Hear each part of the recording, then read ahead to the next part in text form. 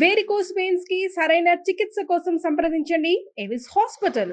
So ఇప్పుడు మీరు అన్నారు కాబట్టి తల్లి గురించి చెల్లి గురించి కూడా మాట్లాడారు కాబట్టి విజయమ్మ గారికి చాలా దగ్గరగా ఉంటారు మీరు. షర్మిల గారికి కూడా అలానే ఉంటారు. వాళ్ళ బర్త్డేలు ఉన్నా వాళ్ళ మ్యారేజ్ యానివర్సరీలు ఉన్నా కానీ మీరు స్టేటస్లు పెడతారు, ఇన్స్టాలో పోస్ట్ చేస్తారు.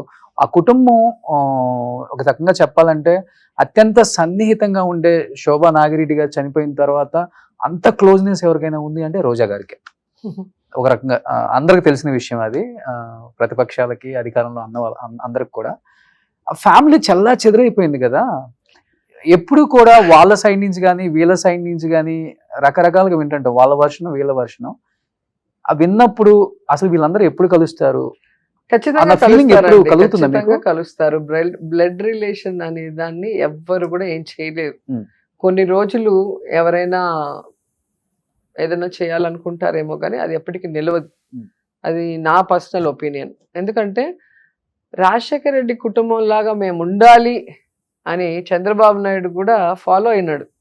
ఎప్పుడు కూడా వైఫ్ని తీసుకురాని చంద్రబాబు నాయుడు వైఫ్ని తీసుకురావటం, వైఫ్ కోడలు కొడుకుతో నారావారిపల్లికి వెళ్ళి ఏమంటారు సంక్రాంతి సెలబ్రేట్ చేసుకోవటం, ఇవన్నీ మీరు చూస్తే రాజశేఖర రెడ్డి గారిని ఫాలో అవుతారు. ఆ ఫ్యామిలీ ఎమోషన్స్, ఫ్యామిలీ బాండేజ్ ఉండాలి అనేది. పోయింది కదా ఆయన పోయిన తర్వాత మొత్తం అసలు లేదు, మొన్నటి వరకు లేదు కదా. ఇప్పుడు చంద్రబాబు నాయుడు గారు ప్రతిదాన్ని తన ఏమంటారు పచ్చ ఛానళ్ళ ద్వారా విషం చిమ్మి ఇదే నందమూరి బాలకృష్ణ ఆఫీస్ అని చెప్పి ఎన్బికే ఆఫీస్ నుంచి ఆవిడ మీద ఎన్ని అలిగేషన్స్, ఎన్ని నీచమైన పోస్టులు పెట్టారు. ఆవిడే వెళ్ళి పోలీస్ కంప్లైంట్, సైబర్ కంప్లైంట్ ఇచ్చింది. ఒకసారి మీరు చూస్తే మీకే తెలుస్తుంది. సో అక్కడి నుంచి ఈరోజు ఎందుకు వాళ్ళతో కలిశారు, ఎందుకు వాళ్ళతో బాగున్నారో అక్క చెప్పాల్సిందే, మాకు తెలీదు. కానీ జగనన్నని మాత్రం ఎవరైనా ఏదైనా అంటే, ఆయన చెడు చేయాలనుకుంటే భగవంతుడు వాళ్ళని విడిచిపెట్టాడు. ఇంతవరకు నేను చూస్తున్నాను. రాజశేఖర రెడ్డి గారు చనిపోయిన తర్వాత జగనన్నని ఎవరైనా అనవసరంగా ఒక మాట అన్నా, ఒక అవమానం చేసినా, లేదా ఆయన్ని బాధ పెడితే వెంటనే వాళ్ళకి అది రిఫ్లెక్ట్ అవుతుంది. ఆ నష్టం మనం చూడొచ్చు. ఎవరైనా మీరు పేరు తీసుకోండి, వాళ్ళందరూ నష్టపోయారు. ఎందుకంటే నాకు తెలిసి జగన్ గారు కానీ మన భారతమ్మ గారు కానీ వాళ్ళు భగవంతుడిని బాగా నమ్మిన వ్యక్తులు, చాలా మనుషులు అంటే ప్రేమ ఉన్న వ్యక్తులు. సో ఎవరికి నష్టం చేయాలన్న ఆలోచన లేదు వాళ్ళకి.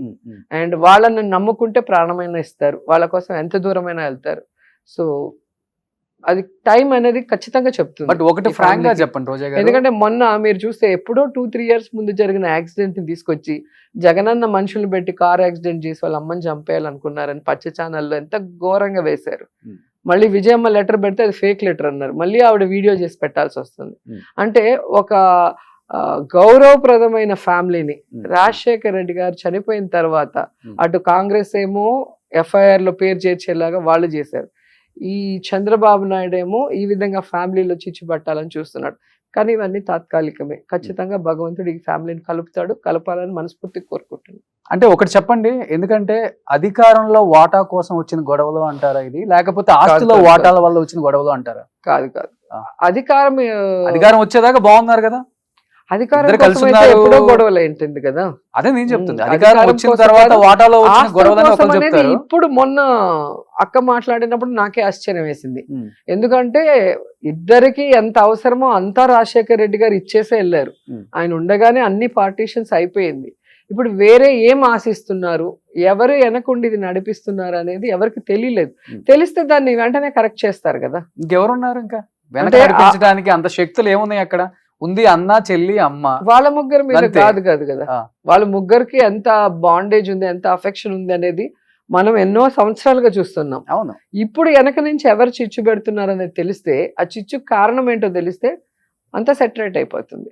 సో అదే దాంట్లో చూస్తున్నాం, ఎవరు చేస్తున్నారు, ఎందుకు చేస్తున్నారు అనేది తెలిసిపోతుంది. అంటే వీడియో అంటే గుర్తొస్తుంది ఇప్పుడే.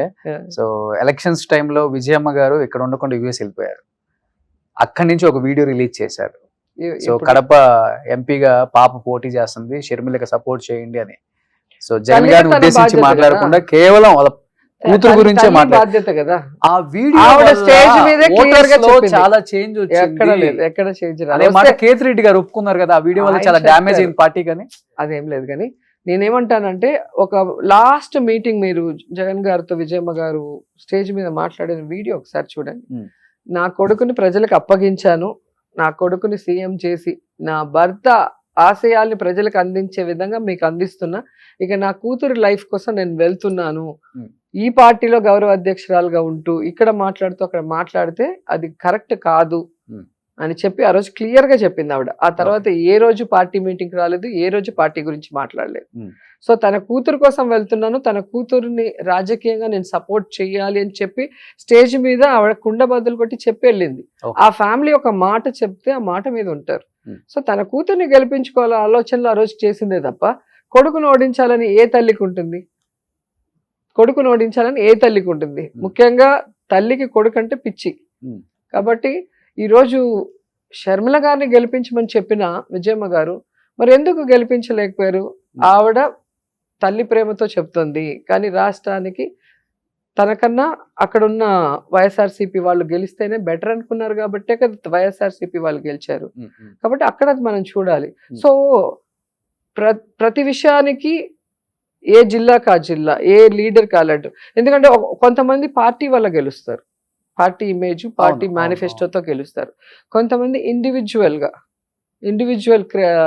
బలంతో ఏ పార్టీ వచ్చినా ఎన్ని సంవత్సరాలైనా 5 సార్లు 7 సార్లు గెలిచిన వాళ్ళు మనం చూస్తుంటాం. బుచ్చయ్య చౌదరి గారు. సో అదంతా ఇండివిజువల్ గా వాళ్ళు ఒక వేవ్, అది వాళ్ళకి వేసేస్తుంటారు, ఇంకా కళ్ళు మూసుకొని అట్లా వెళ్ళిపోతూ ఉంటుంది. ఇంకా కొన్ని చోట్ల ఏంటంటే క్యాస్ట్ ఈ మధ్యలో స్టార్ట్ అయింది కదా, క్యాస్ట్ పిచ్చి ఎక్కువైపోతుంది ఈ మధ్యలో. సో అలాంటివి ఉంటాయి. సో పాలిటిక్స్ లో అన్ని మిక్స్, కులం, బలం, మనీ, ఆ సమయం, ఆ సందర్భం అన్ని కూడా కలిసి వస్తాయి.